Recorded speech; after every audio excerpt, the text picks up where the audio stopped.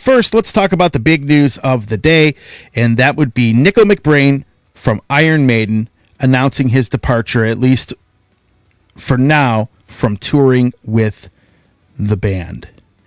And I have a lot to say. I was not expecting this announcement to come pretty much in the middle of a tour, but he's playing some shows in South America, and then he's calling it quits, at least from touring. It didn't really say anything about calling it quits from the band, according to the press release, but he could be out of the band. However, he is definitely not going to be touring. Nicko has been in Iron Maiden for 42 years, and he is now 72 years of age. I know he had some health issues, which may have contributed to this. However, I got to be honest, it's a very sad thing to see.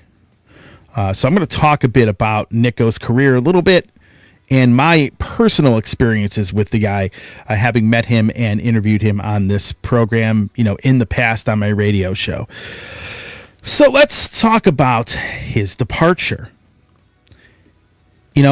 Every time I see something like this, either an artist will maybe pass away or an artist leaves a band and basically, for the most part, retires. And that sounds like what Nicko is basically doing, at least retiring from touring.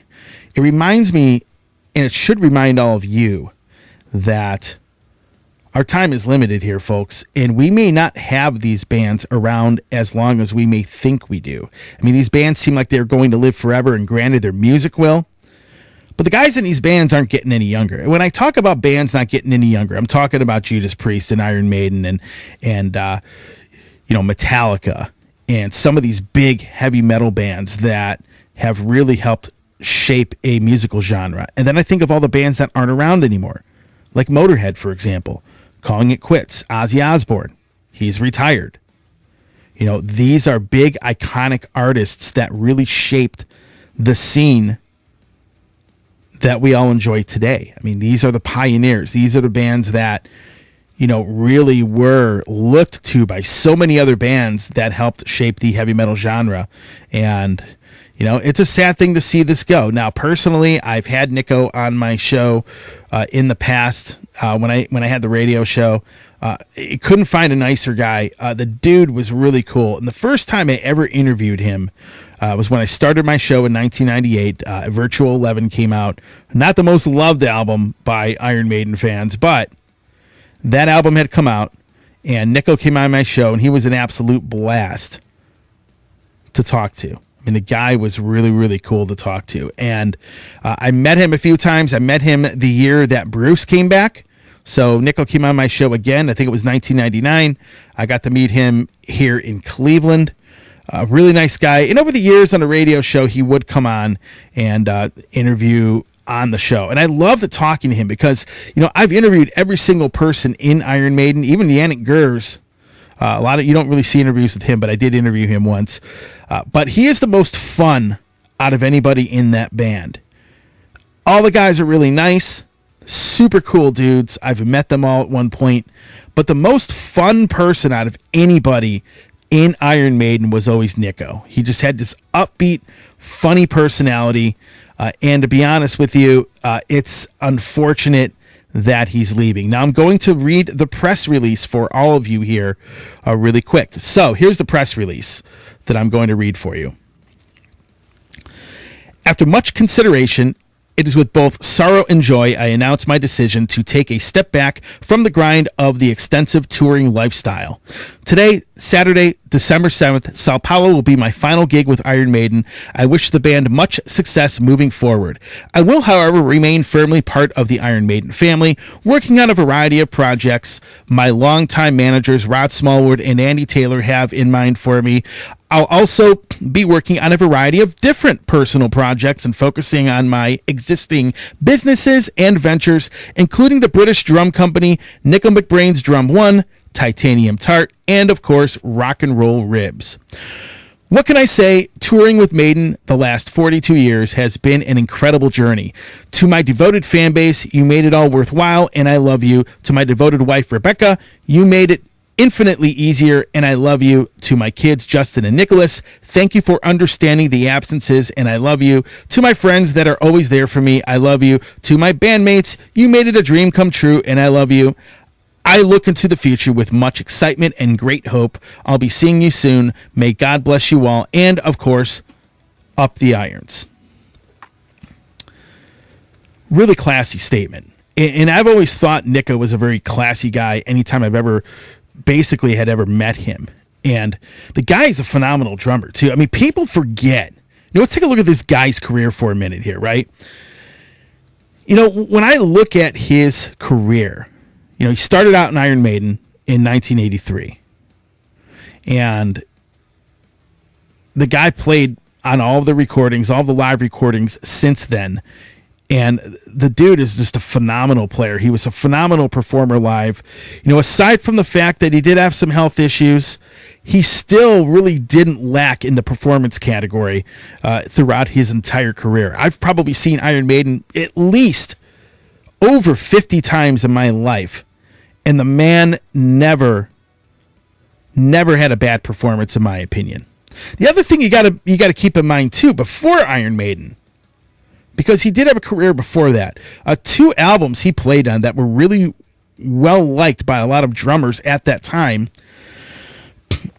Making Magic and Putting It Straight by Pat Travers. Those 2 records are very good. And back in those days, back in the late 70s, a lot of drummers really looked to those albums. And those 2 records had a lot of influence on a lot of people playing drums back then at that time. And a lot of drummers that may have listened to Nicko and Maiden. Many of them were into the Pat Travers band and loved those 2 records. And those 2 records have had an influence. I've had a few drummers come on the show over the years that have told me that. So this guy's done some cool stuff. He did the Iron Maiden first 10 years box set. He did the Listen with Nicko series. For those of you that may not know what that is, Iron Maiden, in I believe it was 1988 or 89, they released what was called the first 10 years box set. It was a box set full of 12-inch albums.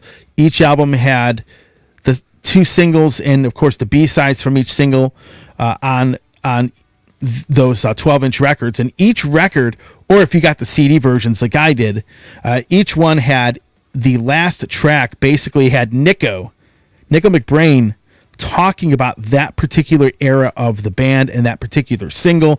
He would give you the chart, where it was in the UK charts, like where that single ended up, and he'd give you some stories from that time in the band. Even the stuff that predated him, he did comment on those singles as well. So I got to be honest, that was a really fun thing. I remember when I was a kid buying those as imports and listening to how goofy this guy was. And then what was funny is when I first had ever interviewed him on my show in 1998, the funny thing was I kept thinking about, is this guy going to be like the dude that is on the first 10 years box set? Is he going to be that much of a fun guy? And boy, was he a fun guy. And I'll never forget this. So when I first interviewed him, the funniest thing he ever said to me, and it was the very first question I ever asked him, I asked him, I think it was something along the lines of, and I don't remember, I have to look for the interview, but I don't remember exactly what the question was, how it was worded, but I said something along the lines, how do you like this Virtual 11 album compared to X Factor? It might have been something like that. And how do you like this album and how is it done for you? And then he says to me in reply, well, how do you like it? Right? And then he starts laughing. He goes, I'm going to do the interview. How about we do that? And he just starts cracking up. And he just sounded exactly like the dude that was on the Listen with Nicko tracks on that first 10 years box set. So Nicko's always been a great guy to talk to over the years. And, I can't say enough nice things about the guy. So it's a sad thing. A member of Iron Maiden is finally kind of semi-retiring. I mean, obviously, according to that press release, he's going to be doing some other projects. Maybe he'll be doing stuff for Iron Maiden. Maybe he will play on the next studio album and maybe just not do the tour. Maybe he's going to help out with other things, maybe in helping to manage the band. It's really kind of... It's kind of ambiguous what kind of projects, in regards to the Iron Maiden family he's going to work on. But nevertheless, Nicko stepping off the stage. It is a very sad day. He's a very cool dude, and he's definitely going to be missed. And I'm just curious, folks, what is your Nicko McBrain story? Did you ever meet him? You know, what is your experience with this guy? If you've ever met him or hung out with him, I'm curious if you have anything you want to put in the comments about Nicko, because, again, stand-up guy, super cool dude. It's definitely sad seeing him go, and it's just a reminder. You know, we're all mortals, folks. I mean, eventually Iron Maiden isn't going to be around anymore. Eventually, these guys are going to all call it quits at some point, maybe in the next 10, 15 years. Enjoy them, folks. Enjoy these bands and these musicians while they are still out there playing shows, playing live, and recording music. Because once they're gone, they're gone. And it's something that us as music fans and metal fans should still take the time to appreciate, especially while all of these guys are here.